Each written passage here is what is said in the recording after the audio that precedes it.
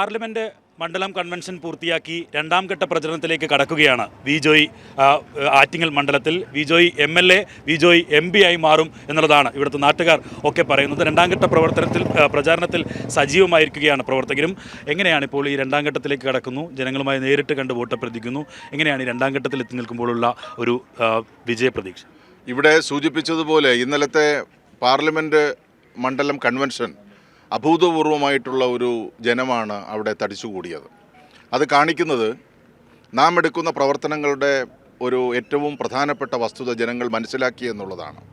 ഈ തെരഞ്ഞെടുപ്പിൻ്റെ രാഷ്ട്രീയ പ്രാധാന്യം ഇടതുപക്ഷം പാർലമെൻറ്റിൽ നിർബന്ധമായിട്ട് അവരുടെ അംഗസംഖ്യ കൂട്ടി ഉണ്ടാകണമെന്നുള്ളതാണ്. അപ്പോൾ അതിനു വേണ്ടുന്ന ഒരു പ്രവർത്തനമാണ് ഇപ്പോൾ നടത്തുന്നത്. മുക്കിലും മൂലയിലുമെല്ലാം ഇടതുപക്ഷ ജനാധിപത്യ മുന്നണി പ്രവർത്തകർ വളരെ ആവേശത്തോടു കൂടിയിട്ടാണ് തെരഞ്ഞെടുപ്പ് പ്രവർത്തനങ്ങൾ ഇപ്പോൾ നടത്തുന്നത്. സാധാരണ നിലയിൽ നമുക്കറിയാം, തെരഞ്ഞെടുപ്പ് പ്രഖ്യാപിച്ച് പിന്നെ കുറച്ച് ചുവരെഴുതി പിന്നെ കുറേ കാലം കഴിഞ്ഞ് ബോർഡ് വെച്ച് ഇങ്ങനെയൊക്കെയാണ്. ഇപ്പോൾ ഇടതുപക്ഷ മുന്നണിയുടെ പ്രവർത്തകർ സ്വന്തമായി അവരുടെ പോക്കറ്റിൽ നിന്ന് പണമെടുത്ത് ചുവരെഴുതി ബോർഡ് വെച്ച് നന്നായി പ്രചരണ പ്രവർത്തനങ്ങൾ കൊണ്ടുവരികയാണ്.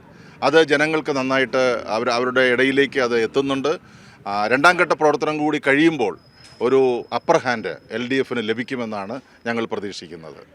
ഇപ്പോൾ ഏറ്റവും കൂടുതൽ ഒരു പ്രധാനമായും സജീവമായിരിക്കുകയാണ് തെരഞ്ഞെടുപ്പ് പ്രചാരണ രംഗം. 3 മുന്നണികളുടെയും സ്ഥാനാർത്ഥികൾ ഇപ്പോൾ പ്രചരണ രംഗത്തേക്ക് സജീവമായി കഴിഞ്ഞു. ആ ഒരു ഘട്ടത്തിൽ ആരോപണങ്ങൾ ഉയരുന്നു. പല തരത്തിലുള്ള ആരോപണങ്ങൾ ഈ മറ്റ് സ്ഥാനാർത്ഥികൾ ഉന്നയിച്ചു കൊണ്ടിരിക്കുന്നു. ഇതിനൊക്കെ എങ്ങനെയാണ് ജനങ്ങളോട് മറുപടി പറയുന്നത്? അതായത് പേടി വരുമ്പോഴാണ് ആരോപണങ്ങൾ ഉന്നയിക്കുന്നത്. തെരഞ്ഞെടുപ്പിനെ നേരായി നേരിടുക, അതിനു പകരം വളഞ്ഞ വഴികൾ ഉപയോഗിക്കുന്നതും അപവാദ പ്രചരണം നടത്തുന്നതും അസത്യങ്ങൾ പറയുന്നതും പേടിച്ചിട്ടാണ്.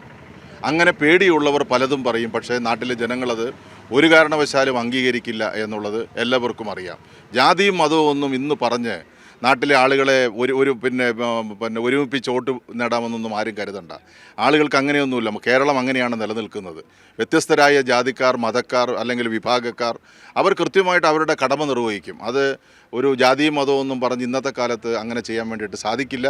അതാരെങ്കിലും അങ്ങനെ ചെയ്യുന്നുണ്ടെങ്കിൽ, അല്ല അതങ്ങനെ പറയുന്നുണ്ടെങ്കിൽ അവർ ഏറ്റവും മോശപ്പെട്ട ഒരു നിലയിലേക്ക് പോകുന്ന അവസ്ഥ വരുമെന്നുള്ളതാണ് എൻ്റെ ഒരു ഇത്. എന്തായാലും ഇത്തരത്തിൽ വലിയ ആവേശത്തിലും വിജയപ്രതീക്ഷയിലുമാണ് വി ജോയ് ആറ്റിങ്ങലിൽ മത്സരം അതിൻ്റെ പ്രചാരണം മുന്നോട്ട് കൊണ്ടുപോയിക്കൊണ്ടിരിക്കുന്നത്. മറ്റ് സ്ഥാനാർത്ഥികൾ ഉയർത്തുന്ന ആരോപണങ്ങൾക്ക് ജനങ്ങളുടെ മുന്നിൽ ജനങ്ങളുടെ ഈ കൂട്ടായ്മയെ മുന്നിൽ നിർത്തിയുള്ള മറുപടിയാണ് വി ജോയ് പറഞ്ഞുകൊണ്ടിരിക്കുന്നത്. അജിത് കുമാറിനൊപ്പം വിജിൻ വായാന്തോട്, കൈരളി ന്യൂസ്, തിരുവനന്തപുരം.